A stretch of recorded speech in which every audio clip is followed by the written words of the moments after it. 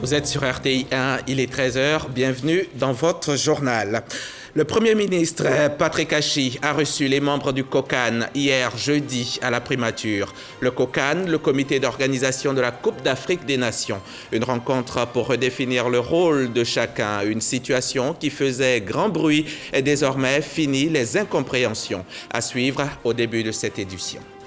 À Korogo, les concertations sur la paix, la sécurité et le développement dans les zones frontalières des États membres de l'UEMOA qui ont démarré lundi se sont achevées.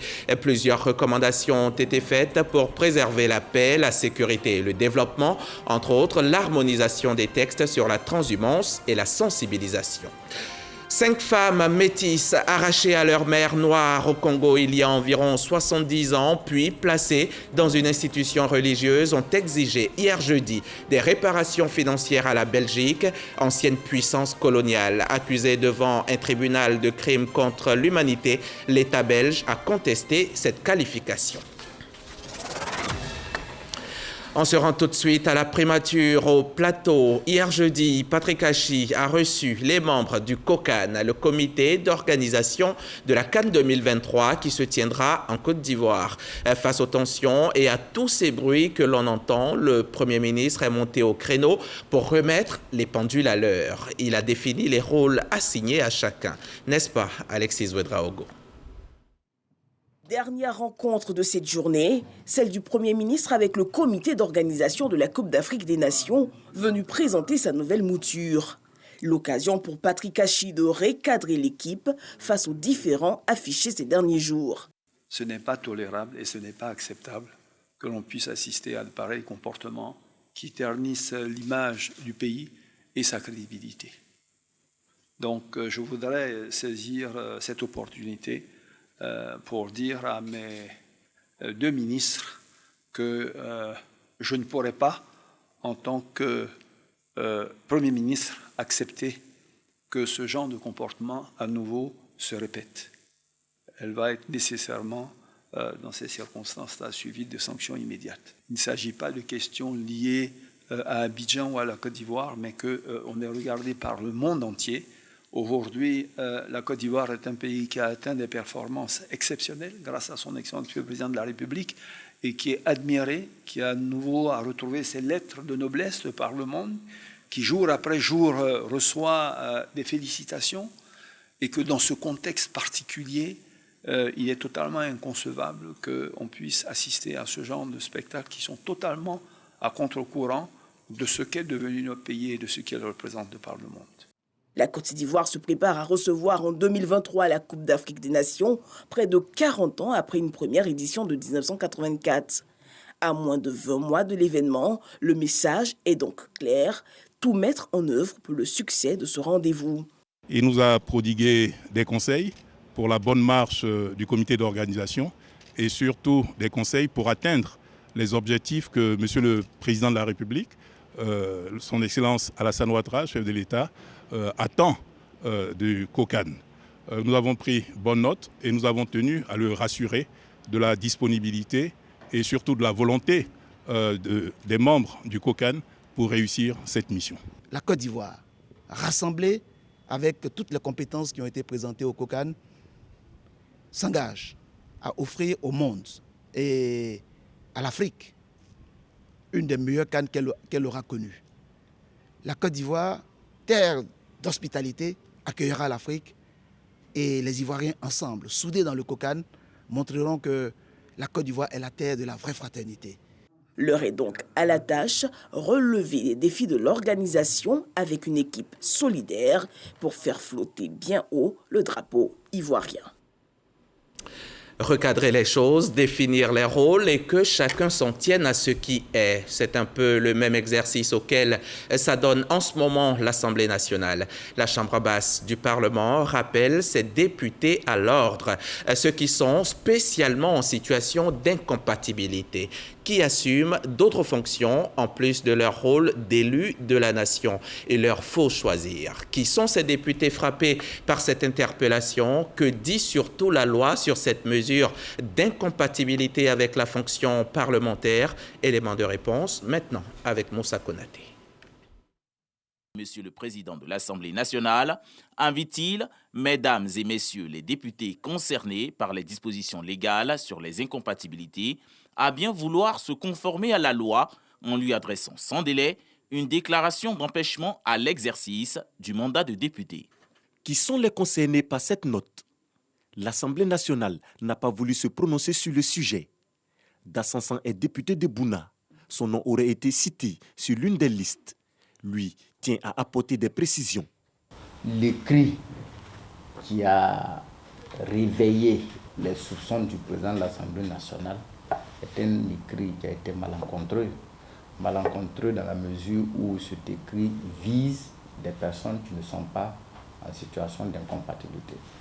Moi, par exemple, j'ai été cité comme étant directeur juridique du port autonome d'Abidjan, ce qui est parfaitement inexact. Le tenant du poste s'appelle effectivement Dassansan, mais moi je m'appelle Dassansan Tilkoïdi. Ce n'est pas la même chose. Je ne suis pas le directeur juridique du port autonome d'Abidjan. Le député de Koulia, Touré Alpha Yaya, interpellé sur la dite liste, apporte sa réponse. J'ai démissionné depuis mars de mon poste de gérant d'une société dont l'État était l'un des principaux clients. Le sujet sur l'incompatibilité des députés ivoiriens cristallise en ce moment toutes les attentions.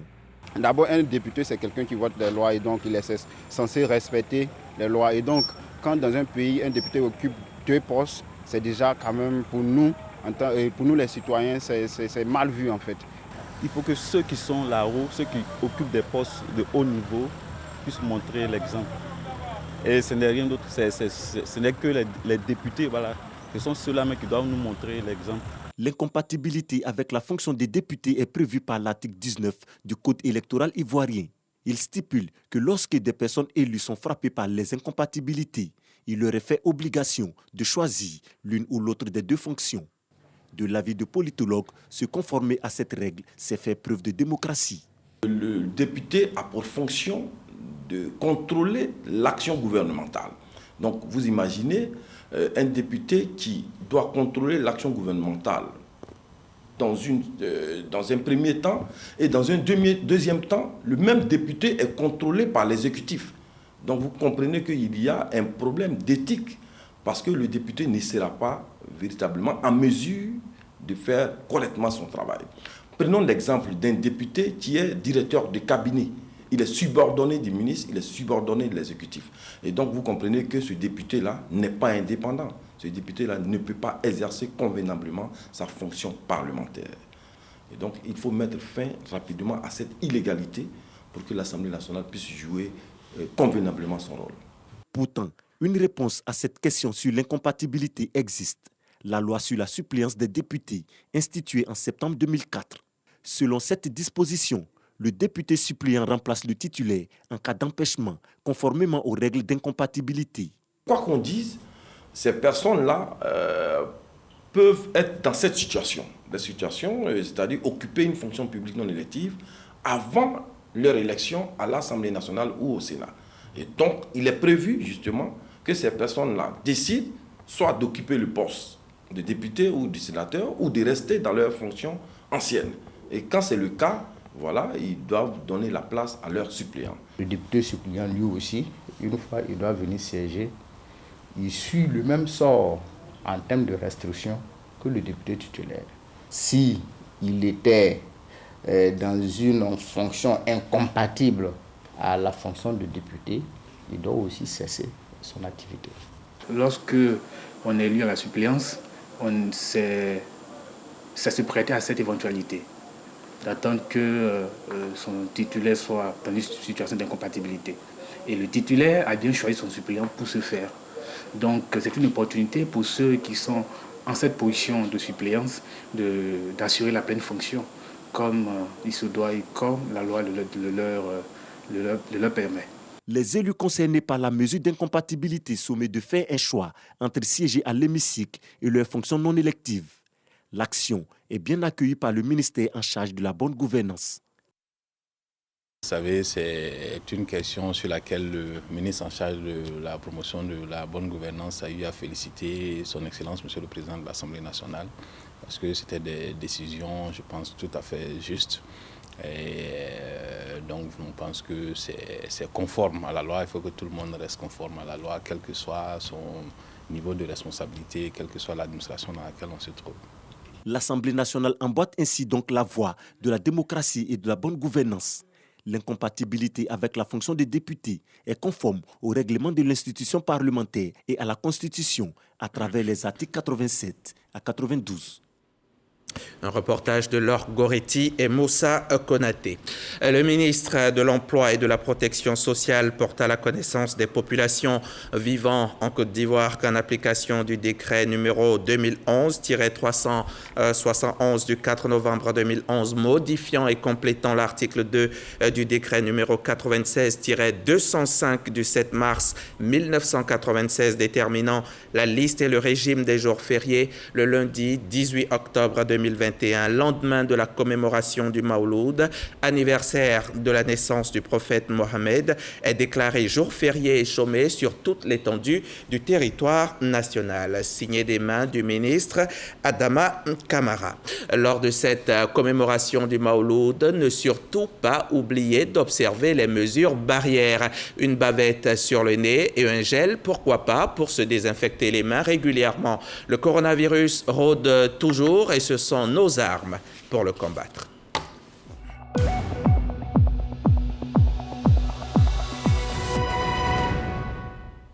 Pour le vaincre, nous devons être soudés, solidaires et disciplinés parce que sinon, le monstre Covid continuera de nous faire mal, continuera de nous endeuiller. Hier encore, il a tué une personne et en a touché 40 autres. À l'heure où je vous parle, 1050 personnes se battent pour se sortir de ces griffes.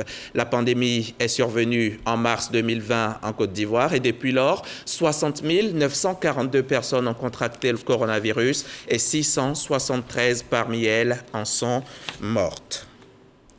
Il tue, lui aussi, depuis de longues années. Le cancer du sein, le plus fréquent, est la principale cause de décès par cancer chez les femmes dans le monde devant le cancer du poumon.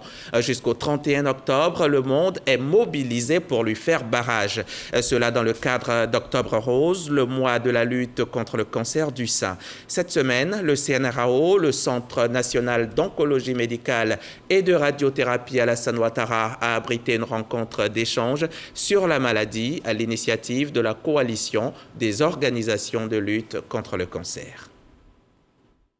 En 2020, la Côte d'Ivoire a enregistré 17 300 nouveaux cas de cancer avec plus de 11 000 décès. Au nombre de ces cancers figure en première position celui du sein. Cette maladie a causé la mort de 1785 femmes sur plus de 3 000 nouveaux cas. Face à cette menace, la présidente de la coalition des organisations de lutte contre le cancer en Côte d'Ivoire, COL-CC, rappelle sa priorité afin de mener à bien cette lutte. Nos enjeux, c'est vraiment de sensibiliser au maximum les populations, de sensibiliser les gouvernants sur la prise en charge du cancer. Les populations, parce qu'il est bon de savoir ce qu'est cette maladie. Il est bon de savoir qu'il y a des moyens de l'éviter, qu'il y a des moyens de faire en sorte qu'elle ne s'aggrave pas. Nous parcourons la Côte d'Ivoire pour dire aux populations, voilà, il faut prendre cette maladie au sérieux, mais il faut vaincre la peur. Les acteurs de la santé également engagés dans cette lutte prodiguent des conseils aux femmes et invitent celles-ci au dépistage. Le cancer n'est pas une fatalité. Dépister tôt, le cancer se guérit. Donc, s'il vous plaît, rendez-vous dans les centres médicaux, faites-vous dépister. Faites votre autopalpation à partir de 18 ans chaque mois, quelques jours après les règles. Quand vous avez 45 ans, faites une mammographie chaque 2 ans pour pouvoir préserver votre santé. Rappelons qu'en plus de la lutte contre le cancer du sein, la COL-CC envisage mener dès le mois de novembre prochain une campagne de sensibilisation sur le col de l'utérus. Un reportage de Fatima Ouedraogo, commenté pour vous par Godefroy Okambawa. Quel est le plus beau bébé de Côte d'Ivoire? Pour le savoir, il faudra encore patienter quelques semaines. Juste le temps pour l'ONG organisatrice du concours de sillonner la Côte d'Ivoire entière. Ce concours, Bébé en or, qui est à sa 5e édition, vise à améliorer la santé de la mère et celle du nourrisson. C'est ce que nous disent William Kakou et Abou Sanogo. Destiné aux enfants de 6 mois à 3 ans, le concours Bébé en Or, initié par l'ONG Cœur pour la mère et pour l'enfant, permet non seulement de célébrer le bébé le plus beau, mais également de sensibiliser les mères à fréquenter les centres de santé pour un meilleur suivi pré- et postnatal. Le thème retenu pour cette année est comment améliorer les prises en charge des femmes dans les maternités afin de réduire le taux de mortalité. Il s'agit donc pour l'ONG de lutter contre la mortalité infantile. Vous convenez avec moi que dans ces 2 temps, il y a eu beaucoup de morts dans les maternités. On va vraiment chercher à primer les meilleures sages-femmes pour que vraiment les autres, vraiment qui s'adonnent à des pratiques malsaines, puissent vraiment prendre conscience parce qu'elles travaillent sur la vie. La vie, ce n'est pas donné plusieurs fois. Pour ce faire, plus de 100 mères ont été sensibilisées sur les bonnes pratiques. Je veux dire aux femmes de bien prendre soin d'abord de eux-mêmes quand ils sont enceintes et après l'accouchement de bien prendre soin des enfants, de respecter aussi les conseils qu'on nous donne. Le taux a baissé considérablement parce qu'il y a eu beaucoup de formations, beaucoup de sensibilisation à ce domaine-là. Mais comme on dit toujours, il y a toujours des choses encore qui restent à faire. Notons que les bébés retenus sont ceux qui répondent à un certain nombre de critères, notamment accoucher dans un centre de santé, avoir les vaccins à jour et dont les mères ont pratiqué l'allaitement maternel exclusif jusqu'à 6 mois. Du côté d'Agboville, à un peu moins de 80 km d'Abidjan, de nombreuses familles en détresse crient leur désarroi.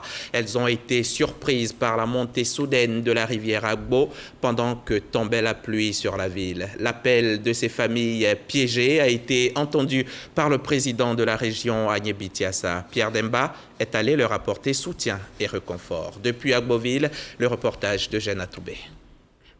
Ces derniers jours ont été difficiles pour les populations des quartiers artisanat Balé et Odjenekabougou à Agboville. Leurs habitations se sont retrouvées sous l'emprise de l'eau suite à la sortie de son lit de la rivière Agbo qui a connu une importante crue suite aux fortes pluies qui se sont abattues sur la cité de l'Agnebi. Difficile aujourd'hui d'entrer dans ce quartier ou en sortir. Toutes les maisons sont prisonnières de l'eau. On n'arrive même pas à sortir même.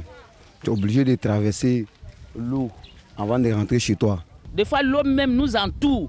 Les autorités n'ont qu'à nous aider. Nous sommes exposés à différentes maladies. Le ministre de la Santé et de l'Hygiène publique, Pierre Dimba, président du conseil régional de l'Agnebi, Tiassa, s'est rendu dans le quartier envahi par l'eau, accompagné du préfet d'Agboville. Il a apporté aux familles sinistrées, encore dans la détresse, la compassion du gouvernement. Les victimes laissent entendre qu'elles ont subi d'importants dégâts matériels. Plusieurs ménages, les plus touchés par l'inondation, ont dû abandonner leurs habitations. Ils ne savent pas à quel sein se vouer. Nous avons pu dégager un site d'accueil des populations. Mais ce qui est important ici, cette fois-ci, les populations veulent avoir une situation encore plus propice de vie en leur trouvant d'autres sites d'habitation.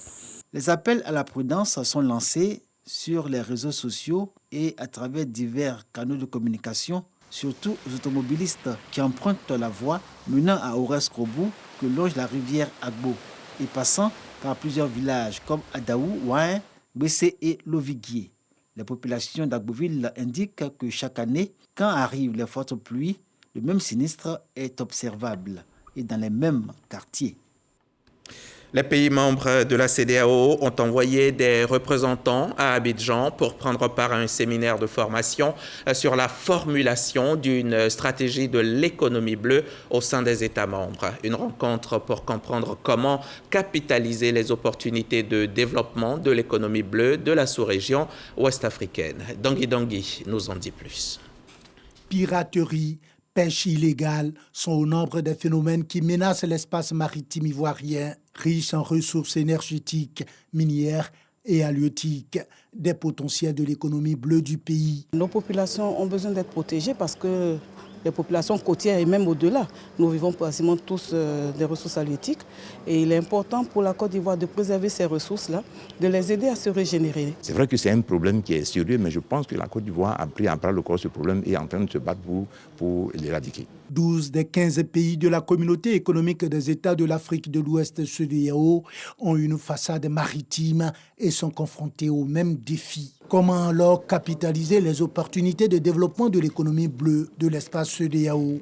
Les représentants des pays membres de la sous-région sont à l'école à Abidjan dans le cadre d'un séminaire de formation sur la formulation d'une stratégie de l'économie bleue. C'est une initiative de la CEDEAO en collaboration avec l'Union européenne. La coordination est vraiment une clé afin que l'ensemble des pays joignent leurs forces pour protéger ces aires maritimes. Le deuxième aspect, c'est exploiter, mais de manière raisonnée. Nous sommes venus nous mettre à l'école d'abord, pour justement donc comprendre l'ensemble des paramètres qui entrent en ligne de compte quand on parle d'économie bleue, et ainsi trouver les fondamentaux qui nous permettront de développer une stratégie de l'économie bleue pour le mieux-être et le développement de nos économies nationales. Le potentiel de l'économie bleue est constitué, entre autres, du tourisme littoral, des produits de la mer, du transport maritime et ne peut être libéré que si une bonne gouvernance des océans est mise en place, selon des experts de la question. Allez, on prend la route pour Korogo, au nord de la Côte d'Ivoire. Sur place se tenaient depuis lundi dernier des concertations sur la paix, la sécurité et le développement dans les zones frontalières des États membres de l'UEMOA. Des assises qui se sont soldées par plusieurs recommandations faites pour préserver la paix, la sécurité et bien sûr le développement. Les précisions d'Ami Sissoko, notre correspondante dans le Grand Nord. Korogo. Fin des travaux de concertation sur la paix, la sécurité et le développement dans les zones frontalières des États membres de l'UEMOA. Après 3 jours d'échanges, il ressort entre autres que le non-respect des couloirs de transhumance, le manque de délimitation formelle des frontières et la gestion des ressources naturelles, surtout minières, sont des facteurs essentiels dans la préparation des conflits dans l'espace UEMOA. En 2019, l'environnement sécuritaire était meilleur. Elle s'est fortement dégradée. Ça, c'est le premier élément nouveau. Deuxième élément nouveau, on a constaté que l'Afrique de l'Ouest est la zone la plus aurifère du continent, bien que l'Afrique du Sud soit un gros producteur. Mais aujourd'hui, nous avons de grands producteurs d'or dans la sous-région et qui concernent justement là où les conflits se passent. Donc ça, c'est l'élément qui s'est véritablement renforcé. Aujourd'hui, nous avons fait le lien inextricable entre les questions de sécurité et les problèmes des jeunes et des femmes. Nous devons occuper ces jeunes pour éviter un basculement vers des organisations extrémistes. Il faut renforcer leurs capacités et les donner les moyens d'action. Suite à ce constat, plusieurs recommandations s'imposent. Il y a beaucoup de textes, mais ils sont tellement éparpillés qu'on a besoin de les regrouper, de les harmoniser. Il a été demandé également de renforcer les cadres de concertation au niveau sectoriel, au niveau transversal, au niveau horizontal. Au niveau des États membres également, il a été demandé que les femmes et les jeunes puissent être beaucoup plus impliqués dans le processus de dialogue et dans le processus de gestion des crises. En marge des assises de Korogo, les coopérations françaises et suisses ont lancé le projet d'appui à la promotion de l'emploi des femmes et des jeunes dans l'espace Sikasso, Korogo et Bobo-Dioulasso, Escabo. Doté d'une enveloppe de 655 millions de francs CFA, ce projet vise à contribuer au développement économique à travers le financement de plus de 250 projets. Un reportage d'Ami Sissoko, correspondante RTI 1 à Korogo. On revient à Abidjan. De Korogo à Abidjan, il faut compter 560 km à peu près. La 20e conférence de l'OIDP aura lieu ici, à Cocody, les 20, 21 et 22 octobre prochains. Par OIDP, entendez Observatoire international de la démocratie participative. Le thème de cette édition 2021 sera Ville, territoire durable et démocratie participative. Les précisions de Walter Amadou Ouattara. La 20e conférence de l'Observatoire international de la démocratie participative, OIDP, va se tenir du 20 au 22 octobre prochain à Abidjan, dans la commune de Cocody. Le thème retenu cette année, ville, territoire durable et démocratie participative. L'Observatoire international est une organisation mise en place pour pouvoir agir comme centre de référence dans le monde, pour créer des synergies entre les différentes villes, pour produire et améliorer les conditions des communes. Cette 20e conférence, qui sera comportée des différents éléments qui sont le développement économique local, l'environnement et la participation citoyenne, le droit à la ville, la gouvernance et la démocratie participative permettant de toucher à plusieurs sous-thèmes. L'édition 2021 vise à favoriser les échanges et à inclure les interactions des espaces de rencontre B2B ainsi que des activités de réseautage. L'Observatoire international de la démocratie participative a été créé en 2001. Il représente un réseau de 1000 villes, entités, organisations et centres de recherche à travers le monde. Parlons maintenant fluidité routière, fluidité de la circulation. À Yopougon, au nord d'Abidjan, la mairie et l'AMUGA ont procédé au déguerpissement des installations anarchiques sur les chaussées. C'était vendredi dernier. L'AMUGA, je le rappelle, c'est l'autorité de la mobilité urbaine dans le Grand Abidjan. Direction Yopougon, la plus grande commune de Côte d'Ivoire, avec Marie-Loïse Trierou et Godefroy Okambawa.